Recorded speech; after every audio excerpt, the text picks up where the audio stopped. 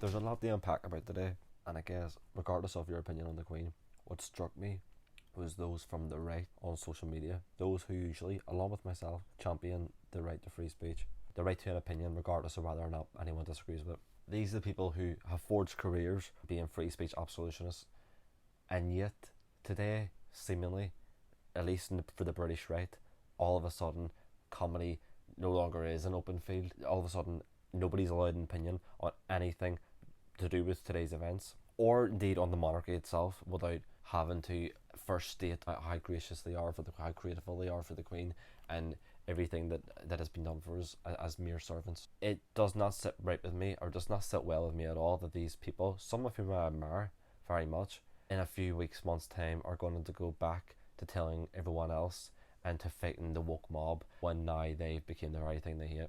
Because to suddenly get offended that someone else doesn't hold an irrelevant monarchy in the same regard is very hypocritical. But that being said, although there's many people across the UK that feel differently about this, and I want to make it clear, I don't think, I mean, there are certainly people who sadly do hold the opinion that they're glad that someone has died. That to ever be glad someone has died, to me is a very disturbing thing. It's still a living person with family and friends of their own, regardless of your own political beliefs or anything like that. I don't think censoring a conversation that should have probably happened years ago already, but this is the problem with Britain. They like to kick the tin down the street until you can't kick it anymore. There should be a conversation regarding the future of the monarchy, and that is now, ironically, the now Prime Minister that Britain has is, as far as I know, the first Prime Minister that actually at once called for the abolition of the monarchy. And now we have just watched her speech. This is where she comes out of Downing Street and addresses the nation regarding how upset she is and how much of an inspiration, no less, the Queen was to her. And it makes you just, everyone can go online and look at, probably a lot of people have already seen this, the clip from 1984 of Liz Truss speaking about the monarchy, and now here we are 20 odd years later, and she's the Prime Minister overseeing this. And surely everyone's entitled to change their beliefs and change their views, that's absolutely fine, but it does just show you the disingenuous nature of not just politics, not just the monarchy, but the entire fucking system that rules over Britain. The idea that one family, one person, is worth more value than any other human or any other family just because of how they were born is disgusting and archaic. And to see people now, the media especially, in full swing right away, praising the glorious future of King Charles, it's sort of like, take a little second, calm down. The moment is barely cold, and already it's the propaganda. Here comes the king. Everyone get ready for the king. It's sort of like, how about, can we be consulted? It's 2020 fucking two. Come to us, ask us, do you still want a monarchy? Do you still want a king? Because like 1984 wasn't that long ago, really. So it wasn't that long ago that the fucking now ruling Prime Minister of the UK herself wanted to abolish the monarchy. There is room for a conversation on this, and it needs to happen. Like I just said, it should have happened ages ago. The writing was on the wall for the Queen years ago. This day was going to come. There was never any real conversation on this.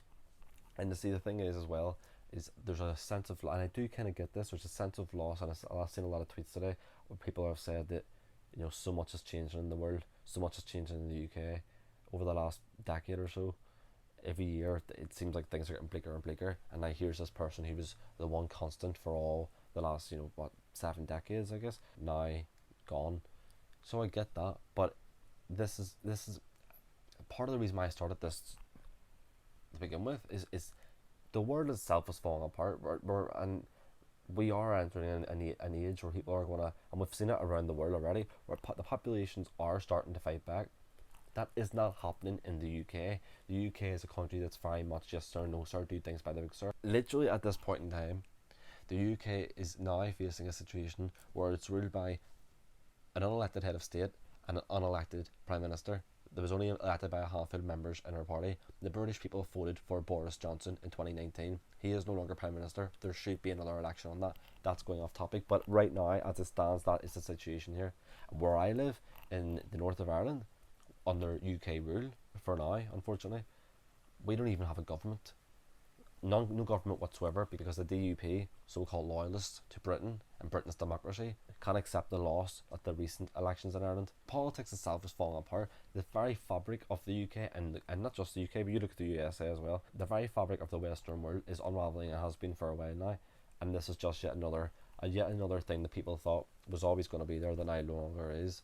And it just really weirds me out that people's initial reaction, well, certainly the media's initial reaction, is welcome the king. Calm the fuck down. If the Queen, and this is genuine, I think should be a serious thing to think about for advocates of the monarchy and the Queen.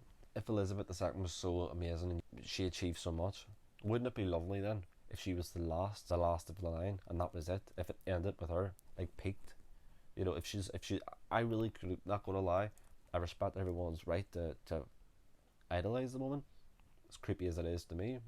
I don't particularly care much. I just know that there's bus drivers, as much as I hate bus drivers, there's bus drivers, public servants, there's tax-paying citizens who have done more for the continuity and flow of the UK than the fucking monarch ever has. It's these sad little members of the media and certain members of society that are posting things today online as if they speak for the entire nation. The nation holds its breath, the nation's in mourning. Go and speak to a council estate somewhere up and down England. Go and speak to someone in Scotland. Come to the north of Ireland right now. My neighbours are still playing their little hip hop music and carrying on like everything's fine. And I bet in England that probably isn't the case. But these are what these little London lovies need to understand. You don't speak for the entire UK. You don't even speak for the entirety of England. And so to assume that you have that authority and to tell the rest of us how we should be feeling is disgusting and creepy and just, for some people, hypocritical. And I think that's where I'm at with it. It's just those people who start everything right now with, regardless of your opinion on the Queen, we should all agree that X, Y, and Z. We should all agree how much is done for it. No, you don't get to tell people, you know, oh, I understand you may fundamentally disagree with everything, but I'm sure you can agree with this. Whenever those two things don't go hand in hand, yes, we can all agree. Well, any decent human being should agree it's not right to take genuine glory in someone's death. That's fair enough. But don't tell us all that we should be mourning this as if it's someone from our family that's died. Don't tell us all how we should be heartbroken right now and how we should deal with it, whether it be through comedy or getting on with talking about the future. It's a constitutional issue, apart from anything else. This affects the future of the United Kingdom. Because all these people ever say, you know, if you ask them, what does the royal family do for us? A lot of them, 95%, will just tell you tourism. That's it. Tourism. Something tells you people will still be visiting the UK regardless of whether or not there's a royal fucking family. But I digress. It's just seeing Liz Truss's speech especially made me realise, you know, she kept looking down constantly. Every 2 seconds we're looking down. And it was just this sort of weird pantomime we're all being asked to play in. Even earlier today, seeing all the presenters on the news running and getting changed into black. It's just funny to think they must have had, you know, they must have like a black attire set aside for this happening. And they all get so excited, like, you know, they get to report it. It's a big deal. It's just the theatrical aspect of it. It's so, when you see through the theatrics of it, it's just very boring and cringe. A lot of it's just cringe. The whole sort of grandstanding of Her Majesty. I mean, who even speaks like that in 2022? Her Majesty. Have some fucking respect for yourselves. If you want to live in a society where your class is a servant, where you have to listen to things like, oh, those swans are owned by the Queen, I don't understand how people genuinely can grasp the knowledge the modern world has, utilise technology that comes from the modern world. You're watching this on a phone or a TV that was made today, and yet some people hold views that are so fucking ancient, it is laughable. And again, some of these people are people I really respect and hold very high opinions of, but to see them reduced to mere puppets, spouting bullshit, royalist, loyalist bullshit, spewing traditions just because that's all they know. And I will just end with this, but it's something that I said, and I meant to make a video on this the other day, but I guess there's more pressing matters now, so I can just link it in. The thing Liz Truss and the Queen have in common, apart from being unelected and apart from both being called Liz, when that happened the other week, and Liz Truss assumed the role of Prime Minister officially the other day, there was a lot of people online crying out loud about what I just said there, about how it was, you know, technically an unelected decision. You've made a decision that affects the whole of the UK based on that much of the population voting for it. And I made the comment back to a lot of people, you know, well, this is the way it was for Theresa May, Gordon Brown, David Cameron, I think, as well. No, not David Cameron. Sorry, Boris. I think Boris. They all got to their initial position not through general election, but through their party voting for them.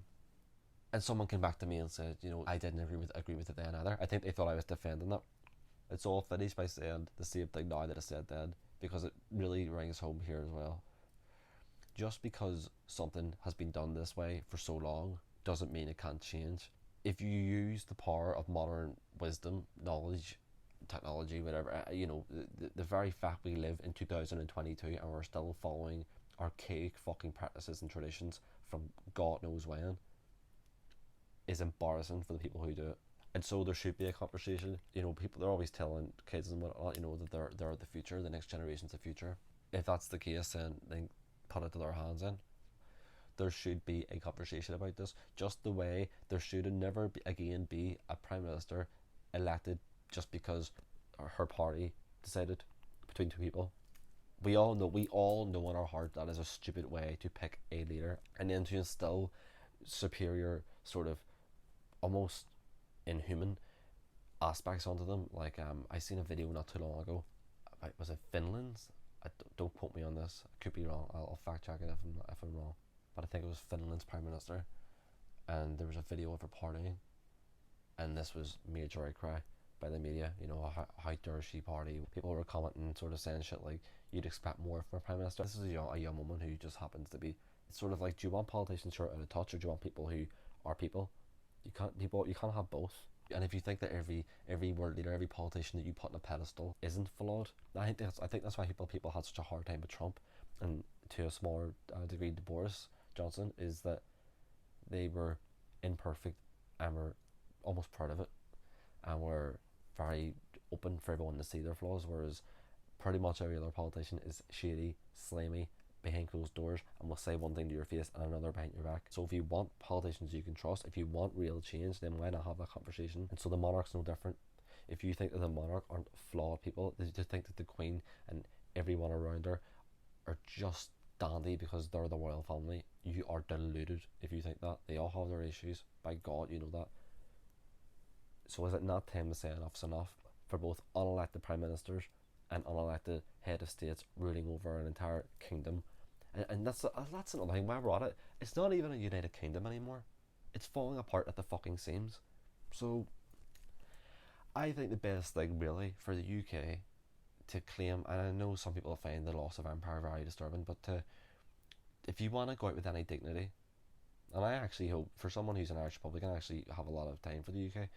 But if you want to go out with any sort of dignity, look at the UK falling apart, and you look at the fact the monarchy is not going to survive another 100 years, it's just not, then, and neither is the Union.